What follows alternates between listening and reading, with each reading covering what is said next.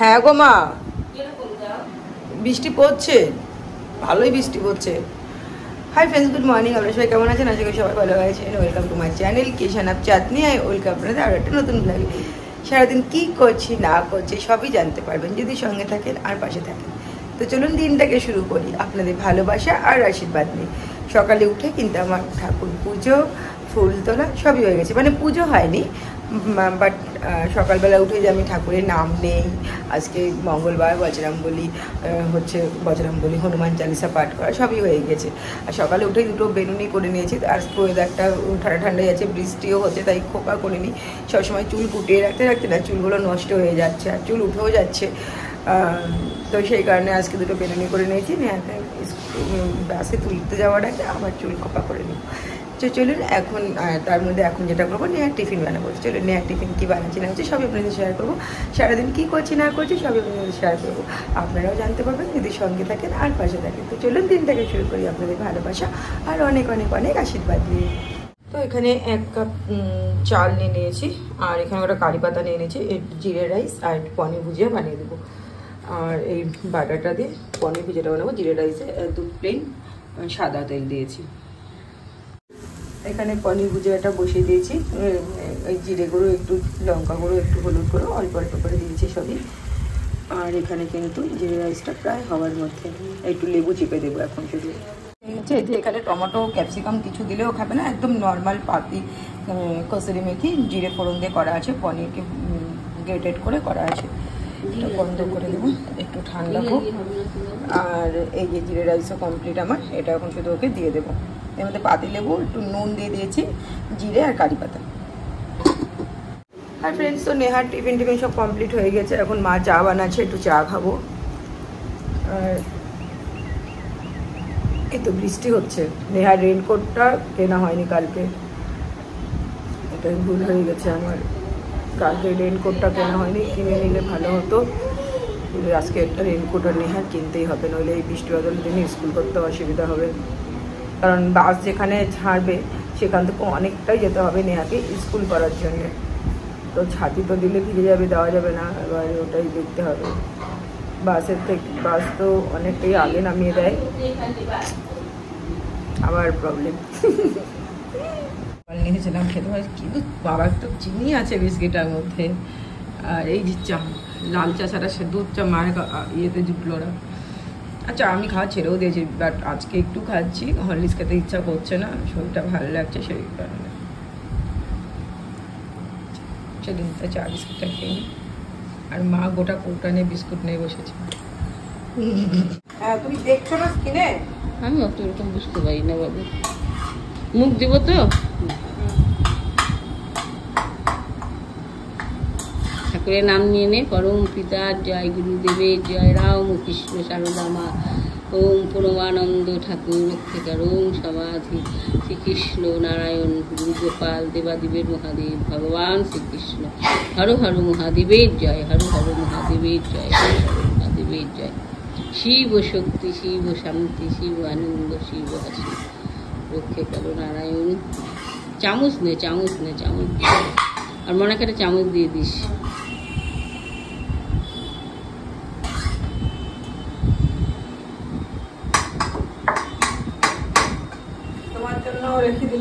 না, আমার জন্য রাখিস না বাবু, আমি একটু খাই না।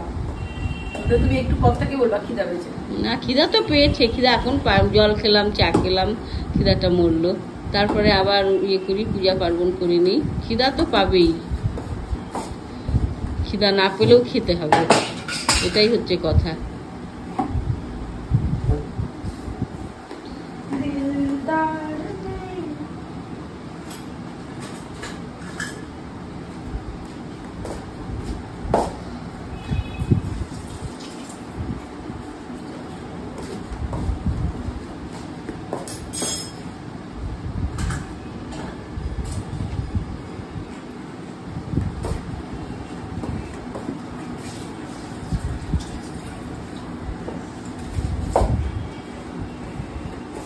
নেহা, কোন বোতলে জল দিব?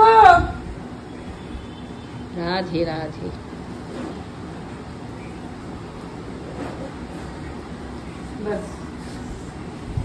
কমপ্লিট।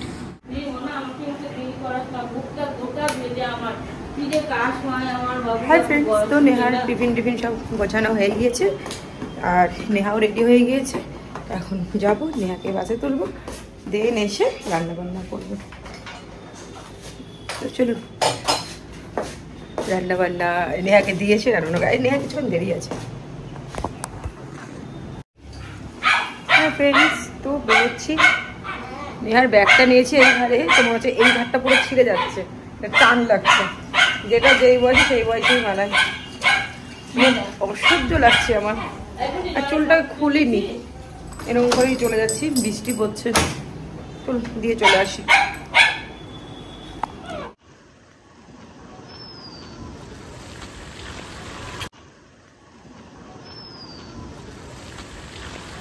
আর এই যে মা এখন স্নান টান করে কিন্তু ঠাকুর ঘরে ঢুকে দিয়েছে ঠাকুর পুজো দেওয়ার জন্যে।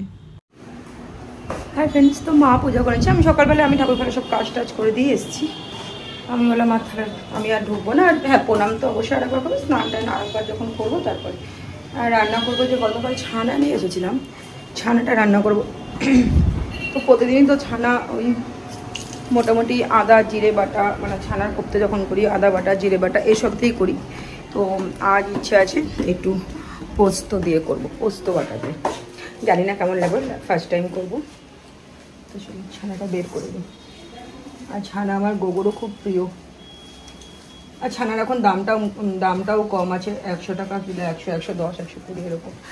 তো অত বৃষ্টি হচ্ছিলো বললে কালকে 120 টাকা নিয়েছে, বাট নাহলে যদি বৃষ্টি না থাকতো তাহলে আমার মনে হয় 100 টাকাতে ছানা দিয়ে দিত। আর সেই কারণে একটু আটা নিয়ে নিতে হবে। এটা আটার প্যাকেট না ময়দার প্যাকেট?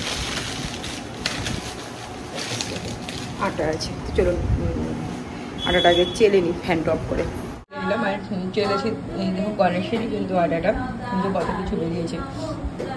আর এর মধ্যে এখন হলুদ, নুন, চিনি নিয়েছি। বা ছানাটাকে ভালো করে মেখে নেবো। এটা হাত দিয়ে মেখে নিতে হবে, কিছু করার নেই।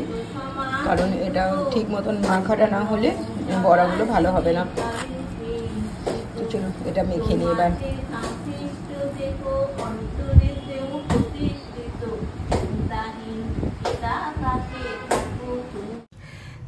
আর এই যে মায়ের পুজো কিন্তু হয়ে গিয়েছে, এখন ভোগ নিবেদনও হয়ে গেছে। এখন শুধু প্রসাদটা তুলে নিতে হবে।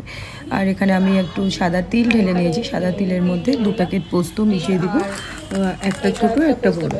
আর মগজও বের করে রেখেছি, মগজটাও কিন্তু এক্সট্রা করে ওটাতে ঢেলে নিব। আর এখন পোস্ত এই সাদা তিল এগুলো সব একটু রোদে দিতে হয়, কারণ নইলে না সব কিছু একটু ড্যাম হয়ে যায়। এটা ব্লুবেরি ছিল অর্গানিকে, এটা ফ্রিজে ঢুকিয়ে রাখবো। আর এই যে এখানে এখন বলগুলো বানিয়ে নিয়েছি ছানা দিয়ে। আর এখন ফ্রাই করব, মশলা কিন্তু রেডি হয়ে গিয়েছে। লাইটে যেন অনেকক্ষণ অপেক্ষা করলাম, এখন 10:30 বাজতে যাচ্ছে, এখনও কারেন্ট আসেনি। বুঝতে পারছি না আসবে কিনা। আমি তো জলটা মশলা বসিয়ে দিয়েছি, পোস্ত আর সাদা তিল। তো বসে দেখে এখন সবজিটা বানিয়ে দিচ্ছি, ডোবার সবজিটা। আর এবার করলাও ভাজতে বসিয়ে দিয়েছি। করলা না তো কাঁকড়ো, সরি। এই যে এখানে প্রথমে একটু বেগুনটা ওইরকম হালকা ভেজে নিয়েছি। এবার সব সবজিগুলো দিয়েছি। এবার ডাটাগুলো দিয়ে দেবো আর ডালটা দিয়ে দেবো, পাতাগুলো পরে দেবো। আর এখানে কাঁকড়োটা ভাজতে দিয়েছি। আর এখানে এখন কারি পাতা, জিরে, শুকনো লঙ্কার তেল দিয়ে দিয়েছি ওই ছানা বড়া রান্না করার জন্য। আর এখানে ঘি গরম মশলা দিয়ে এই মোচাটা যে সেদ্ধ করা ছিল সেটাই করে নিয়েছি। আর তার মধ্যে একটু পনির যে সকালে গ্রেট করেছিলাম সেখান থেকে অল্প রেখে দিয়েছিলাম, সেটাই দিয়ে দিয়েছি। আর এবার এটা হয়ে গেলে যে মশলা পেস্ট করা আছে সেটা দিয়ে তারপরে সবজিটা নামিয়ে নেব। আর এটাই ছিল কিন্তু final look. Hi friends, good evening. অনেকক্ষণ পর আপনাদের সামনে মাঝে খাওয়া দাওয়ার ফাইনাল লুক, শুধু সবজিটা শেয়ার করেছিলাম। যাই হোক, তো এমনটাই হলো কি যে আমি রান্নাবান্না করলাম, ঠিক তখনই নেহার স্কুল থেকে ফোন আসলো যে নেহা আনফর্চুনেটলি স্কুলে অসুস্থ হয়ে পড়েছে। আমি ঠিক আছে তাহলে আমি চলে আসছি, ওকে নিয়ে চলে আসছি। তো বললো যে না, আমরা মেডিসিন দিয়েছি, প্যারাসিটামল দিয়েছি, এখন অ্যান্টাসিড দিয়েছি, প্যারাসিটামল দিয়েছি, ঠিক আছে। তো আমি দেখলাম যে ঠিকই আছে, তাহলে স্কুল যদি করতে পারি তাহলে ঠিক আছে। আর তাও ম্যামকে বলেছিলাম যে যদি খুব প্রবলেম হয় তাহলে অবশ্যই যেন ডেকে নেয়, আমাকে কল করে, আমি তাহলে নিয়ে চলে আসবো। মনটা খারাপ হয়ে গেল যে একদিন ভালো থাকলে 10 দিনে মেয়েটা খারাপ থাকে। তারপরে সেই অত্যাচার তো আবার আরম্ভ হলো, গালাগালি, শুধু আমাকে না আমার বাড়ির লোককেও। বিভিন্ন নাম্বার থেকে, সেটাও গেল। তারপরে আমি আর 5টা থেকে 5:30 থেকে ছিল প্রাইভেট। এত জোর বৃষ্টি হচ্ছে আর তার মধ্যে প্যারাসিটামল খেয়েছে, আমি আর পড়তে নিয়ে যাওয়ার ইয়েটা পাইনি, আমি সে কারণে নিয়ে যাইনি পড়াতে।